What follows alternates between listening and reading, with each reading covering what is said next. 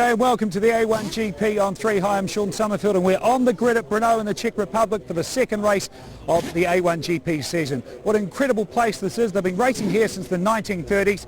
It's a wonderful location, but speaking of great locations, would you look at this? Black Beauty and Johnny Reid on the front row. This is going to be a cracker way to start the day. Two races, the sprint race for 20 minutes, then the feature race for 70 minutes. All the action exclusive to 3. Good afternoon, my name is Bruce Jones. I'm coming from the commentary box at Brno, this fantastic circuit you can see. I normally do the circuit commentary, but it's my honour, Ben Edwards on microphone duty elsewhere, to join John Watson, circuit expert, and Formula 1 winner 5 times over in the commentary box. John. Well, Bruce, there we are. There's the site that we're seeing, an absolutely magnificent vista of the Brno circuit. 3.36 miles. 5.4 kilometres and 14 turns, and there's the sky. We've got blue sky, but we've also got heat for the first time this weekend. Well, the circuit does look superb. That's from the very bottom of the track down there at turn 10. You can see the track snaking its way back up towards us on the start-finish line. It's a steep climb. Doesn't look steep there, but trust me, it really, really is. And they're a great sights. We've had a fabulous time in southern Moravia. Let's go and find out what the drivers got up to ahead of this week as they prepared for the action here at Brno.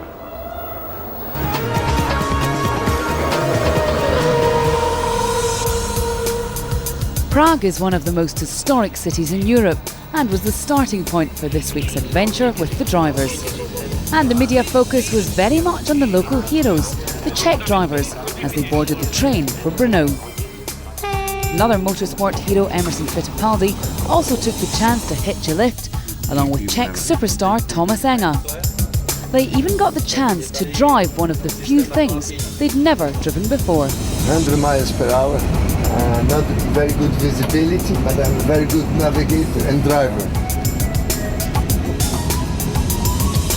Back in Brno, the atmosphere was building up.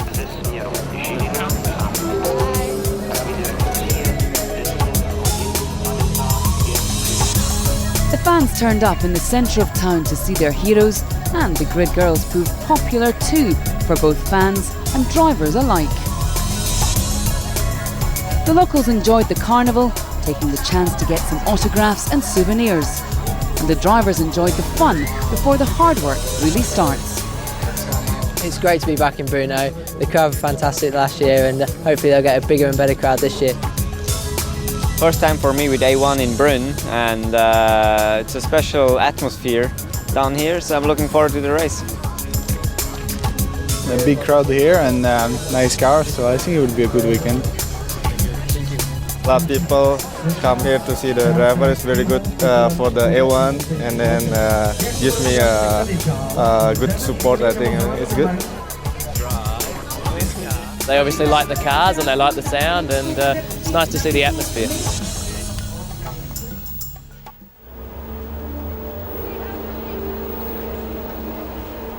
Well, absolutely fabulous sights, and the Czechs are flanking all the track, but particularly in the stadium section there, John. A beautiful amphitheatre. They can see the cars come down the hill out of turn 5, turn 6. You're just looking at turn 7 there, then 8 and 9 before they lose sight.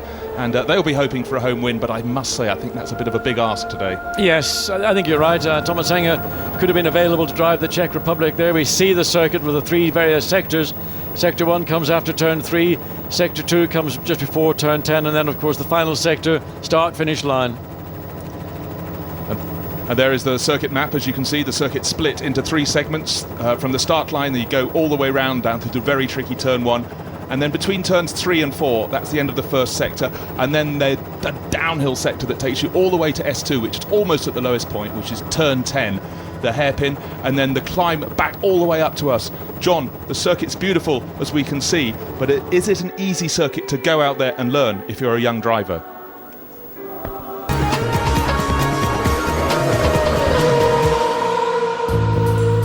John Watson took to the track with local expert Thomas Enger, who wowed the crowds at Brno last year. Thomas, you just finished the feature race, had a great drive for second place, and you come down to the stadium area where all the fans are watching, and then you go crazy for the fans, you start going mad. Well, for sure, I was already waving in the last lap, just saying thank you, because it was really packed with spectators. It was full here, and a lot of Czech flags So I was thinking the whole lap after start-finish line, what I'm gonna do for them here. So here under the bridge, I burned the rear tires. did some black marks on the road, and the crowd went mad.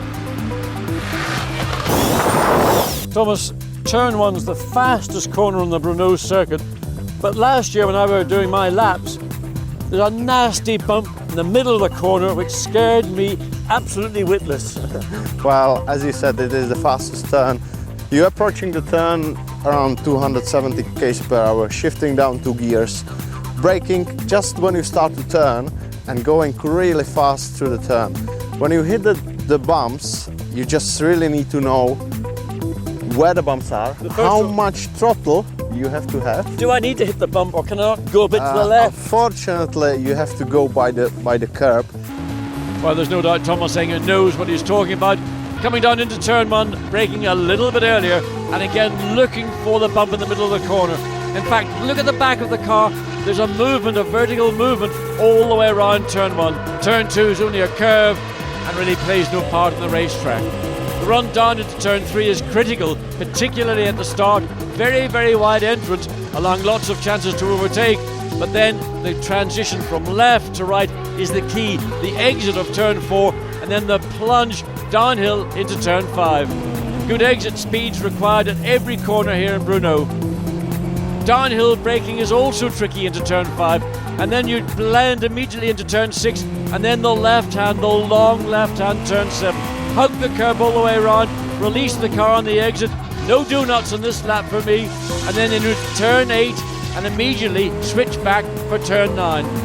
Continuing to drop down one side of the valley all the way down to the lowest point of the racetrack, turn 10. Third gear in the corner, again release the car on the exit looking for the apex, and then throttle open and let the car run out to the outside of the corner.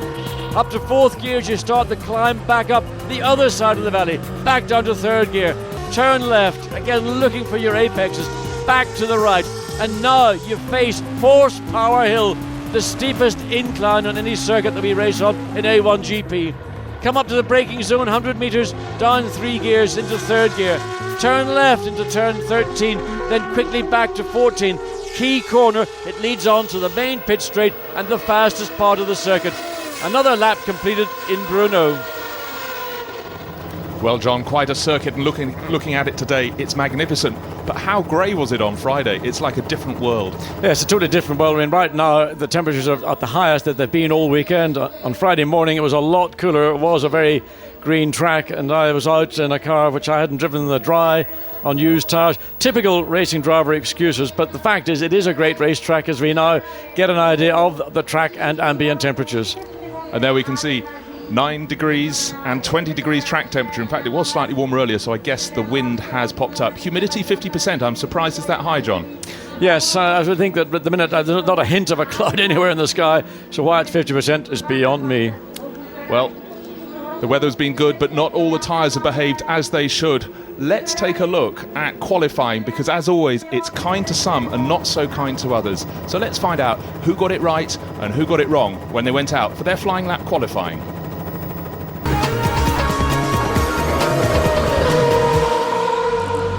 The sun was shining as qualifying got underway at Brno, and with just half a session left, there were still 20 cars to set a time for the sprint race. New Zealand and Johnny Reid went quickest, but that was quickly eclipsed by the Netherlands. South Africa made a last-minute bid after the checkered flag and took P1. In session 2, the Netherlands spun, which brought out yellow flags, but New Zealand and South Africa were not going to ease up in the battle for pole. South Africa came out on top. The run for the feature race was all about tyres. Those on new, like Australia, were instantly quicker. China also had an impressive run, but the Netherlands redeemed themselves, going fastest of all. Malaysia were forced to miss session 3 with an increasing number of problems. Traffic again would play its part as most teams waited till the dying minutes of the final session. Team Germany came out worst, Christian Vittoris getting angry behind the wheel. The Netherlands went ahead and took their first pole position of the season. South Africa sneaked into second, which gives them 2 front row starts. You are P2, well done, well done. It's quite difficult to know what the car's going to do for qualifying, but we were up there immediately, and the team just prepared a really good car and working very well together, so I'm sure there's a lot more to come from us this season. I'm confident that we have one of the, well, if not the best car in the pit lane for the race, because if you look at the practice times, we were right up there. We're confident as a team, and I'm confident as a driver. We weren't running with 2 new sets of tyres for the sprint race, which I think cost us quite a lot of position, because we were second after Q1. So that was a shame, but for the feature race we got it all right, and I'm happy to be in pole there.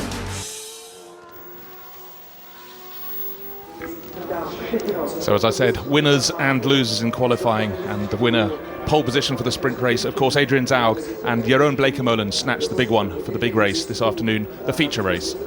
Yes, I think one of the most critical qualifying efforts was by New Zealand and Johnny Reid, and Johnny Reid really very keen to make amends for the start of the sprint race 1 year ago when he and Germany tangled, and as a result both cars ended their race within 100 yards of the lights going out. Well, he just mentioned that he reckoned he had the best car this weekend. He had probably the best car last weekend. This time, though, he's got to make it pay. And Black Beauty, desperate for points to get its Season 3 really up and running. Yeah, the other significant qualifying was actually Adam Carroll in for Team Ireland, 4th on the grid, and Ireland looking for a real revival of their fortunes.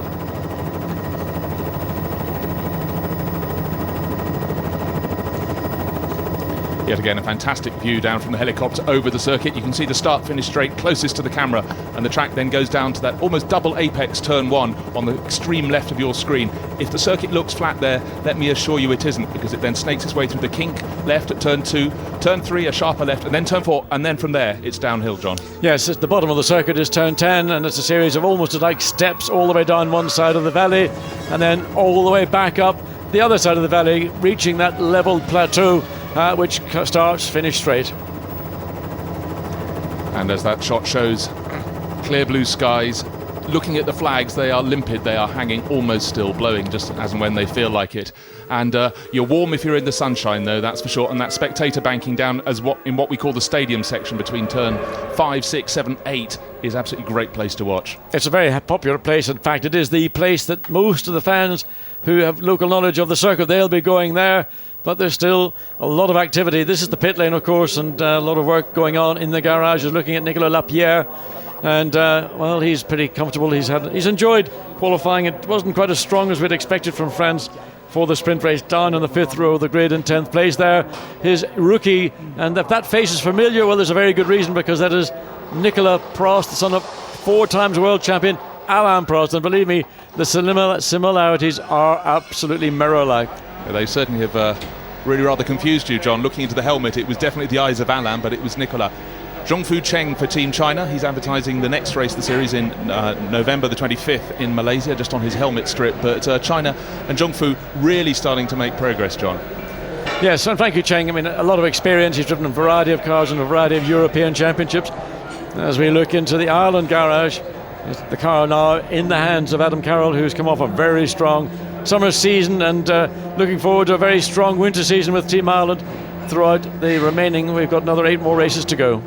And certainly if anything could go wrong, it did go wrong for Ireland last year, but unfortunately that mantle has fallen on Alex Young this weekend in Brno. He's had a dreadful time, and bear in mind, just 12 months ago at this very circuit he stormed to victory in both races. Well, when you've got the data from 1 year ago and you fit that data to the car, you have an identical car, and all of a sudden you're not within 2 seconds, you start scratching your heads. And that's what Malaysia's been doing. They've been really troubleshooting all weekend, and they felt they might have found a damper problem, then they might have found a problem with the differential, then they had a puncture during qualifying, and really they've been fighting all the way through, simply because they've been chasing the car rather than maybe just accepting that we've got a setup, we know that works, we're going to try and make it work. And a lot of that also is going to be within the racetrack, because track conditions and temperatures over the last 2 days have been very low indeed, much more so I think than 1 year ago.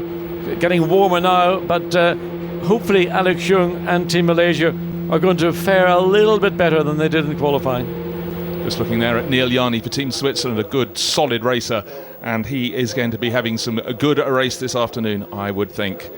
Spectators still trying to get their way to the best vantage points, and in fact they're approaching the circuit. They're coming up to the main gate at the front. So they left it late, but they have 45 minutes until the start of the feature race, but let's hope they're in position. And there is Robbie Kerr, a driver who really enjoying the fact he's come back. Oliver Jarvis won that second race, the feature race at Zandvoort in the opening round, but Robbie has been a winner for Team Great Britain. In fact, he won the final round of Series 2. Yes, Robbie Kerr, we know his driving abilities. We know that he's one of the most tenacious racers. He's not just a racing driver, he is actually a racer. And you've always got to watch Robbie Kerr, particularly in the early moments of a race, because he will make opportunities work for him. So still some setup being done on the Team Great Britain car. There is the Ferrari safety car, the 599, a very, very special car.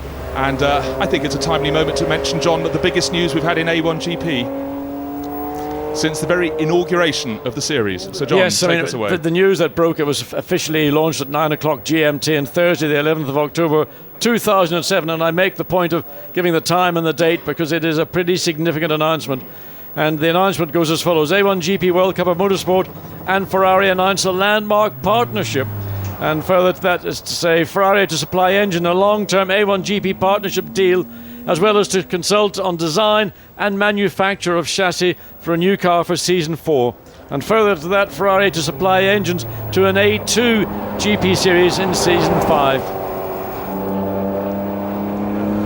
So there is the safety car going around, Scott Stringfellow driving that. He will lead the field around, of course, to start the sprint race, but a car that he's already fallen in love with. John wants the keys, but he's not going to be allowed them. No, it's in the hands of Scott Stringfellow. I mean, everybody in the paddock wants to get into this car and experience the performance, the handling and the technology and a very sophisticated electronics on the car, particularly in relation to gear change, but also in what you can do to change the suspension setups from comfort to track.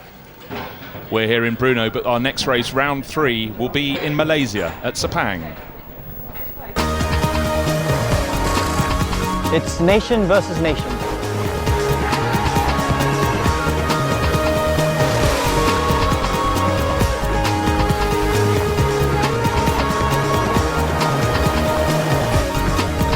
It's A1GP Malaysia.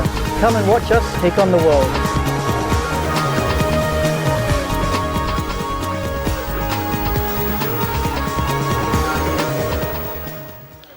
Not quite as hot here as it will be in Sepang. Hot and very, very humid out there. Here, most people, if they're wise, are wearing a shirt, a jumper and a windproof jacket. Drivers, no such luxury. They are cocooned in their cars. But when you drove on Friday, when it was so grey, you said it was actually very cold on your shoulders, John. Yes, indeed. I mean, just going out early in the morning and I'm approximately 6 feet tall and my shoulders are just slightly proud in the cockpit. And when you get up to maximum speed, particularly coming down into turn 1, around about 255 kilometres per hour, the wind chill factor on the top of your shoulders was very evident indeed. So just sitting that little bit too high in the cockpit, I need to get myself lower. But in Malaysia, I'll be delighted to have any fresh air I can get. The cooler the better, because you talk about heat, you talk about humidity. In Malaysia, it is about as hot as anywhere in the world that we will visit in Series 3. So still looking very sunny, very bright, and a far more comfortable temperature here for the drivers, John, here in the Czech Republic. Yes, and the other thing is, over the 2 days, we're now getting to the stage where the racetrack is coming to the drivers, to the teams. It's always difficult on a green track, particularly when track temperatures are very low, because the interaction of the tyre and the surface and the temperature, those 3 elements are key to getting maximum grip out of the car, and also tyre wear is critical as well. Well, just as we prepare for the feature race, let's whet your appetite with what happened earlier in an absolutely action-packed sprint race.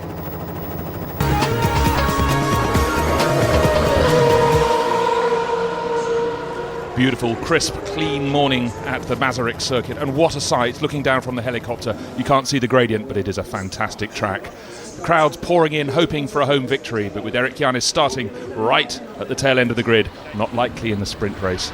The gorgeous girls on our super gorgeous safety car, Ferrari F599. Adrian Zaug on pole for South Africa. Adrian, P1. Clear road ahead of you. You must be getting used to this by now. Yes, definitely. It's the best way to start a race, obviously, with a clear track ahead, and we just try to make the best of it. Great overhead shot of the grid. Adrian Zaug closer to the pit wall on the front of that 22-car pack. And there, second place on the grid, hoping for some wheels, of course, Johnny Reid and Team New Zealand. Nicolas Lapierre, one of many drivers rejoining us, starting 10th for Team France. crowds enjoying the day. The tension mounting as the grid girls leave the grid, preparing for the cars to go round on that final formation lap. And there's the wave green flag, and Adrian Zaug would lead them round one more time ahead of the 10-lap sprint race. Now let's take a look at the grid.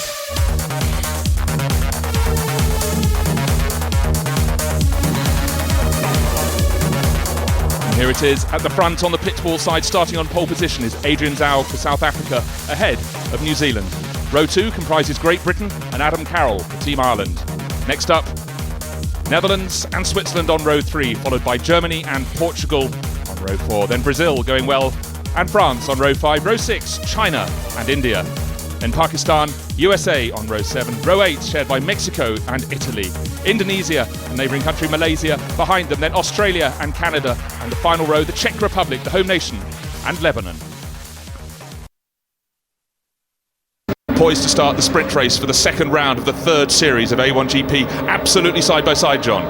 Yes, they're almost touching coming round.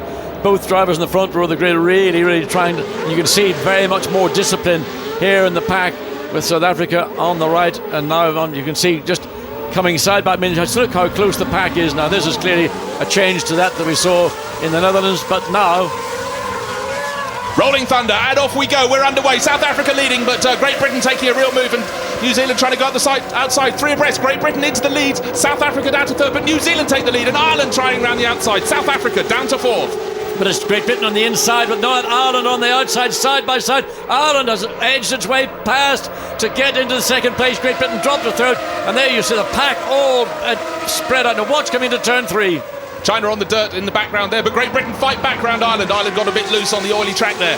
And then Great Britain going wide, but New Zealand starting to escape at the front. Great Britain 2nd, Ireland 3rd, and Adam Carroll, what a fighter. And there is South Africa in 4th place. No way to go round the outside there for Ireland. They should have given it up. Now it pulls across the front to try and block other cars that are coming through. That was in fact the South Africa dropped back from the pole position to 4th place. And he got to see a part of the circuit he'd never seen before, trying to go around the outside of Ireland there, but Ireland held on to 3rd place, everyone behaving well all the way down the pack, but it's New Zealand leading. Great Britain now in 2nd place. Ireland had been in 2nd, they're back in 3rd. South Africa, as you say, on pole, back to 4th.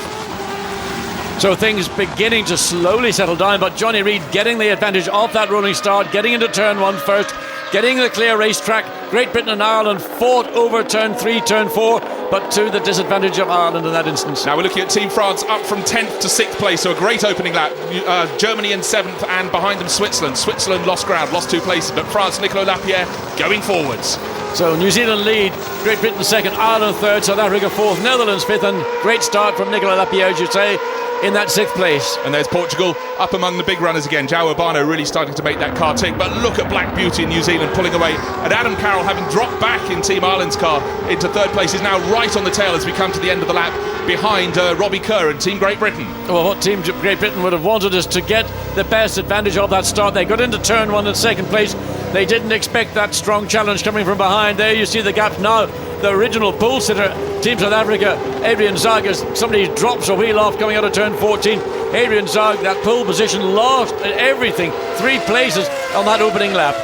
Yeah, on the run to the opening corner, and it was 3 abreast, really exciting, but the momentum was clearly with Great Britain and New Zealand made it stick. And now South Africa trying to fight back. They do have a fantastic car this weekend, right on top of it, and look at the dirt that Ireland's kicking up. Yeah, I mean, you've got to be very careful where you place your car. There is a lot of gravel and grit and rubbish on the racetrack as a consequence of all the oil that was laid down. There you see the camera set in the curbing, and you can just get an idea. That's just a fraction of what is on the racetrack, and those balls of rubber are like literally driving on ice if you happen to get on them. Certainly to go round a corner round the outside is a large risk at this stage of a very short 9 laps to go in this sprint race. Oh, it looks like there's a loose bodywork, I think, on the back of the Team Ireland car. Maybe they clashed with Team South Africa, I'm afraid, but I may be wrong, but I thought I saw a bit of bodywork just in front of one of the rear wheels flapping. But New Zealand pulling away, and into the pits, Team India. Well, there's been contact because the nose in that car has been changed. We wonder whether that was contact that we saw down in that exit of turn 14. India, where they started, they were sort of stuck in the middle of a pack of cars. Yes, I am right. I'm afraid the bodywork has been knocked loose, and I think India got caught out when China ran onto the dirt going through turn 2 on the opening lap. They were by each other on the grid, and China lost a bit of momentum, and probably that's where Narain Karthikeyan damaged his nose. But New Zealand pulling clear. The gap last time round was 0.9 of a second. Yes, and I suspect that was contact, in fact, with Team GBR, because they got very, very close together on the exit of turn 4, and while that part of the bodywork will not have too much effect in the overall aerodynamics, the fact is that there is something that is not located solidly to the side of the car will maybe have been concerned. Look at the further down the field, battles going on into turn 1. China trying to go along. Well, it's Brazil on the inside. China has to pull back in. You have to get back in. You can't go the long way around the entire turn 1. And China do have a good car this weekend. They've qualified 5th for the feature race. And let's see, there is Brazil on the right of your screen, and even more to the right was China. I think Brazil will hold on into turn 3. We should see any second now. Yes, they did. And out front, the gap is 1.5 seconds. But look at China. Frankie Cheng really, really pushing Sergio Jimenez, who has been doing great things for Team Brazil. So we're already down at turn 5, enter into turn 5. Everything's settled down. That flurry of action that took place in the opening lap. And let's look again at the start. There you see the cars come across start-finish line, down in, but it's really a great jump start by Team GBR. Robbie Kerr, the Netherlands, trying to get in the action as well. 4 wide, Ireland on the outside, and then Ireland goes the long way around. Team New Zealand just managing to keep that lead. There's the contact. Actually, it occurred in turn 1. Watching on board Robbie Kerr, he maybe, to say he jumped the start, he certainly had a big momentum going as the cars rolled over that line. But he side by side. There's where there was further. You could see there was tire contact between GBR and Ireland, forcing Ireland very wide. Then Ireland had to come back very aggressively to defend that 3rd place from South Africa. And defend they did very famously. But the top order is New Zealand, Great Britain. New Zealand in front by 1.5 seconds. Great Britain 2nd, Ireland 3rd, half a second down. Then another second back to South Africa in 4th, Netherlands 5th, and France in 6th place. And the biggest climb of all is Canada. Quietly, they started down in 20th position after an absolute disaster in qualifying, up to 12th. Now just having a look. The gap this time, another half second gain by New Zealand, 2.0 seconds ahead of Great Britain. Ireland 0.7 of a second down in 3rd place. Well, Johnny Reid's managed to eke out a 2-second gap over Team GBR. Really, GBR and Ireland are involved in a little battle of their own and letting New Zealand get away. And New Zealand, once again, fastest lap of the race. That was on lap 3. So we're looking board. This is the camera. Oh, Robbie Kerr, lots of oversteer in turn 3. So he's got to be careful. We know that the tyre situation, tyre characteristics will change over the duration of this 10-lap race. Just looking out of the window rather than at the screen, Australia into the pits. They were down at the tail of the field. Look at all the... tell us about all that telemetry on the screen, We've got RPM, we've got road speed, we've got throttle position, we've got G-force. So a lot of information available on the graphics, which we bring to you with A1GP. There's the leader, Team New Zealand, Johnny Reid. That gap just fractionally over 2 seconds. 2nd place, Team GBR, who've got a further 0.7 of a second advantage over Ireland in 3rd. Let's listen. Coming back in, sprint race, parking up in the box.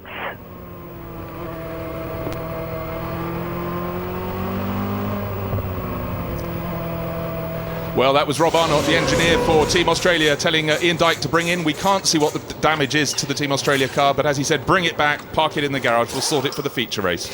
Yes, a disappointment for any driver to be asked to bring the car back in, and that was a clear instruction from the pit wall to Ian Dyke to bring that car in, and in the garage he is, and it'll be prepared and sort of chamois down, one might say, for the feature race. Battle there with Switzerland and Germany, and that's for 7th place. Germany uncharacteristically down outside the top 6, but this is the battle really that's getting very hot. Netherlands and France. Netherlands blocks, goes to the right, France goes to look the long way around, side by side into turn 1, but Netherlands have got the line.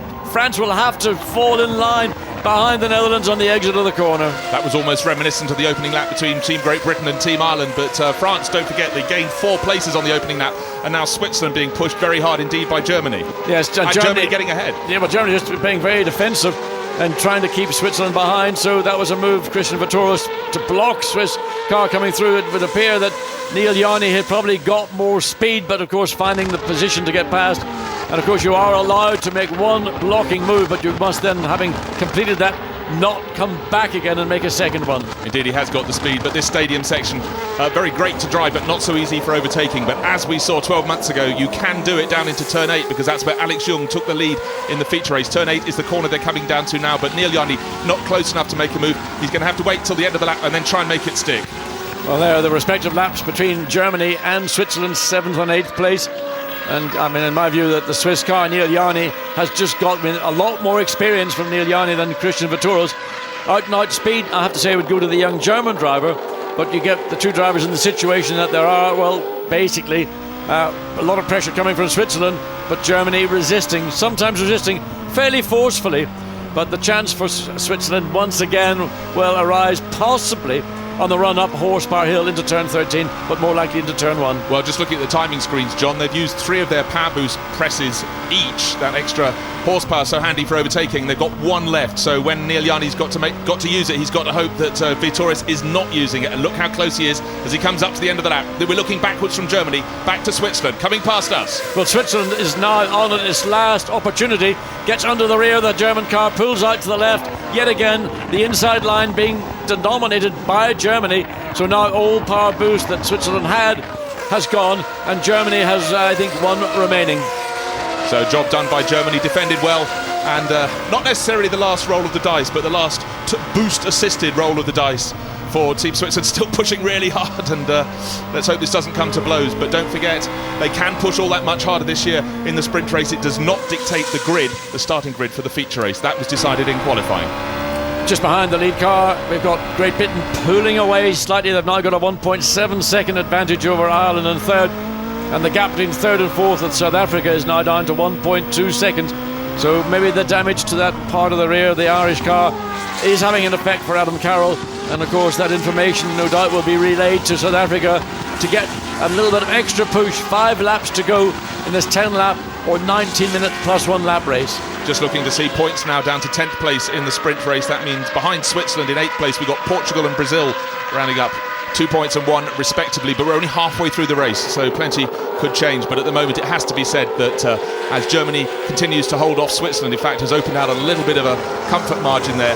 Can anybody do anything about New Zealand? I think not. It looks though Johnny Reid has got this one in the bag, but we still have 5 laps remaining. Well, he's in the pole position in that he's got nothing ahead of him. He has no distractions. He's pulling away from Great Britain in second place, and of course he's able to drive his car the way that he wants, whereas everyone else behind is having to deal with traffic or deal with a racing situation. There you can see the gap that has opened up between second and third place, and the gap between third and fourth place staying almost constant, maybe a few thousands. But again, Switzerland and Germany pulling aggressively across to the right to block the Swiss move.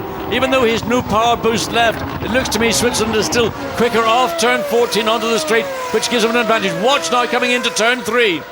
Well, is Vittoris going to make a mistake? He's only a teenager, whereas Neil Yanni far more experienced, but he's doing a very good job at the moment. But Neil Yanni is making him find new pages in his book of how to defend. But he's also trying to get the German driver to put the car on the wrong part of the racetrack. He almost succeeded going through turn 3, but fortunately Germany got back, they recovered, they stabilised, so we're back to that status quo. But the best shot clearly for Switzerland is going to be on the exit of 14. It's just a question of positioning yourself to use the momentum that he will build up coming through 13, and he knows that Germany is going to go aggressively to the right, and all he can hope to do is try to wrong foot him, make him use his mirrors more, make him start driving in his mirrors more than looking forward. So still that battle rages as they go down through the inner section of the stadium. That is out of turn 9. Pulling ahead is Germany. Yeah, he's looking at the throttle traces, both naturally flat out. On the brakes for Germany first, then on the brakes for Switzerland. And again, you just get that fraction of a second delay between one car going on the brakes and then the lead car getting back onto the throttle. Further down the field, this battle, Brazil and China, it's still raging. And that, of course, is for the final point-scoring position for 10th place. Brazil 10th, China 11th. It's where they started. And right behind them, any second now, you should see the red and white car of Team Canada that came up from 20th to 12th. But he has not managed. James Hinchcliffe, who was so fast 1 year ago here at Brno, is just out of the back of your picture there in 12th place. Further down the field, in fact, well, it's further ahead of this part of it, but the Netherlands, currently we haven't seen too much of them in 5th place. They've just given us the fastest sector time in Sector 1. So Jeroen Bleekemolen, who's just under a second behind, South Africa has caught up to South Africa. There's a pass in turn 1. China going the long way around Brazil. Can he? Yeah, he's got it done. Good pass by Frankie Cheng. Well, that is brave. It's the fastest corner on the circuit. It's effectively a two-apex corner straight into a twist. But can Brazil fight back? Well, Frankie Cheng is coming in the corner down the inside, but again, it's whether he can get the car straightened up once they have to make the transition from left back to right. He seems to have done it. So China has displaced Brazil for that final point scoring with 3 laps to go. And while all that's happening, Canada has closed right onto their tail behind. Obviously, they were offline, the two of them, but a great move there from Frankie Cheng to move from 11th up to 10th. And here we have a replay going to the outside. Yes, and this is what Neil Yanni for Switzerland should be trying to do with Germany. Frankie Cheng took his heart in his mouth. He got on the outside of the corner, a lot less grip there, but he had the momentum and he was able to force Brazil. Brazil's car slid a little bit on the exit of turn 1, and that again gave Frankie Cheng the momentum off the corner as we go back to leader now with a 3.5 second advantage over Great Britain. And climbing through turns 11 and 12 and accelerating up the hill we call Horsepower Hill. It's very steep, and for Johnny Reid it's just magnificent. He's out front, he has 2 presses, the power boost to play with if he so feels, but he has no need. He's 3.5 seconds clear at the end of last lap. Great Britain running in clear air as well. They're 2 and a bit seconds up on Ireland in 3rd place. Don't forget Ireland have that bodywork damage in front of one of their rear wheels. And let's see, what was the lap this time for Team New Zealand? A 1 minute 48.6, very close to their fastest, which is a 1 minute 48.4. No one else can touch them. Yeah, just 260 kilometres per hour coming into turn 1. There you see the lateral G's as you go round this long corner. It's very bumpy in the corner. The car is always literally chattering its way around. Picks up speed again, 240 up to 250 kilometres per hour into turn 3. Down to 3rd gear, then back onto the throttle, almost full throttle between 3 and 4, then off the throttle. The merest hint, left foot braking by a lot of these drivers, but really it's just to stabilise the speed of the car to ensure he doesn't overrun the apex. Then flat out down the hill, braking downhill, quite a steep downhill into turn 5.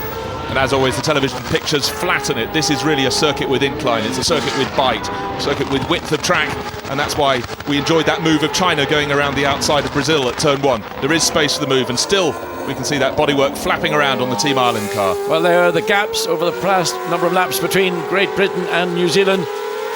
So this runs 2 laps to go as we look at Team GBR as they come around down at the bottom of the circuit. Race leader, some 3.9 seconds. Let's round it out to 4 seconds. Dropping down all the way down into turn 5. The gap now almost equidistant between 1st and 2nd and 2nd and 3rd. South Africa's not been really able to mount a challenge on Ireland, and the Netherlands, who got within a second of South Africa, well, they're still there, but it's only shaved that 0.9 of a second down to 0.8 of a second. Just looking if anyone in the top 10 is going to make a move, I think it will be France behind Netherlands, a 1/3 of a second behind last lap and faster in terms of the power boost. And as I mentioned, if France go onto the power boost, they will still have 1 remaining. Netherlands have 2. Well, France 0.3 of a second behind as they came across the stripe, and we're coming up to 1 lap to go. So France getting into position, but it's going to be very difficult. Last lap, you're going to get a lot of cooperation. Johnny Reid driven a wheel perfect race all 9 laps. Netherlands on the power boost trying to defend from France. France have raided the piggy bank. They're taking their last power boost down to the first corner. Fortunately can't see it, but New Zealand on the pit wall getting very excited. Johnny Reid seems to have this win in the bag. Great Britain, as you can see, in 2nd place. And then behind there's the bright green car, the emerald green car of Ireland holding 3rd. We don't know yet if Netherlands managed to hold off France. And there is seat holder of Team Great Britain, Tony Clements. He'll be pleased with 2nd. So pretty clear and relatively easy run for Johnny Reid. 4.6 seconds ahead of Team GBR. Is backed off fractionally. He doesn't need to do any more. Consolatory drive, a good drive for Adam Carroll in his debut for Team Ireland. Mark Kershaw, the seat holder for Ireland, will be breathing a sigh of relief that Ireland are en route. I don't want to give it the commentator's curse, but en route to get back on the podium since back in Portugal 2005.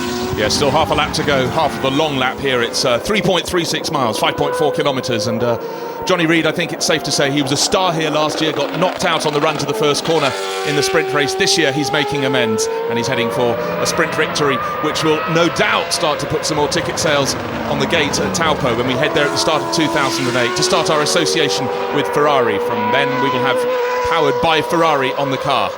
Yes, and also looking on the pit lane with the team New Zealand, John Sears, who is in charge of the engineering with this New Zealand team. Colin Giltrap, the seat holder, who is also present, a very, very significant influence in the whole New Zealand enterprise. And here we have the winner for the sprint race here at Brno, round 2 of in the Czech Republic, and it's Johnny Reid and Team New Zealand. In the background you can see about 3 or 4 seconds down, it's Great Britain second place in the bag, and Ireland back on the podium. 4th place for South Africa, and behind them Netherlands just hold off France for 5th place, and likewise Germany keeps Switzerland in their wake. So victory for New Zealand. John Sears there down in Team New Zealand pit, absolute delighted, handshakes all round. Great Britain, there's the seat holder Tony Clements, he too is pleased with 2nd place. There is your race winner, Johnny Reid, very pleased, a winner in Series 2. He's got his Series 3 account open well and truly here at Brno. And there are the cars of the first 3 finishers, New Zealand, Great Britain and Ireland. Applause as the bronze medal goes to Ireland, their first time back on the podium for 39 races. Great Britain takes silver. And the winner of the sprint race, Team New Zealand. And the gold medal going to Johnny Reid, yes, punching the air with delight. The gold medal for A1, Team New Zealand. Now the national anthem.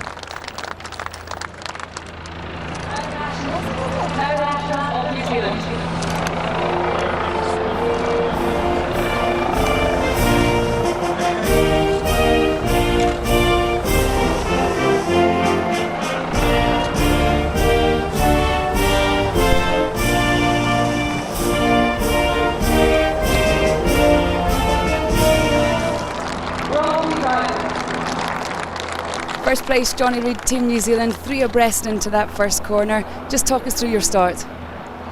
Yeah, just I got a good start. South Africa were slightly in front of me, and then I just pulled in close and got a bit of draft, and then I was on a good line for the braking area, and South Africa had to defend from Great Britain, and I just was able to go right around the outside. Second place was Robbie Kerr for Team Great Britain. It was a pretty hot first lap. No, it was really tight. Obviously I was on the tighter line going into the first corner, which didn't give me the exit and allowed Adam to come around the outside, and brave move by Adam, but he pulled it off well. But then going into the next corner I knew I had to get ahead and knew I had the front grip to do it, and so I just dived down the inside, and lucky I had the grip there. Robbie, thanks very much. In third position was Team Ireland and Adam Carroll. It had been 39 podiums since Ireland had appeared back up here. Your first weekend in A1GP, you seem to have brought the luck back to the Irish. Well, hopefully that'll be a first, but no, we're not going to need luck this year. We're going to do it on pace, and because the guys have done such a good job. We're working really hard, and hopefully, obviously the feature race we're down at the back, but hopefully with that pace we can come through to a good position. Adam, thanks very much. All right, thank you. So let's have a reminder of the finishing order. New Zealand, as we saw on the top step of the podium, so a sprint race victory and fastest lap. That's 16 points for New Zealand and Johnny Reid. Second place, Robbie Kerr for Team Great Britain, and third place there, Adam Carroll. Welcome to A1GP. For Team Ireland, South Africa started on pole but ended up down in 4th place, having been muscled out on that run through the first corner. Jeroen Blekemolen started 5th and finished 5th for the Netherlands, but the big gain was Nicolas Lapierre for Team France, who started down in 10th place and climbed up to 6th. Germany Christian Vittorius had to work incredibly hard to hold on to 7th place, but he managed to do just that, keeping ahead of Neil Jani of Team Switzerland. João Urbano in the points for the first time for Team Portugal. Don't forget he hit the wall at Zandvoort in the opening round, and Kung Fu Cheng up to 10th place for China. And rounding out the top 12, Brazil and Canada.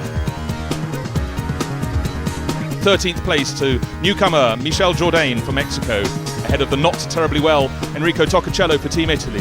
Pakistan will be disappointed with 15th. They started 13th, but a mixed meeting for them. USA, 16th place for Buddy Wright.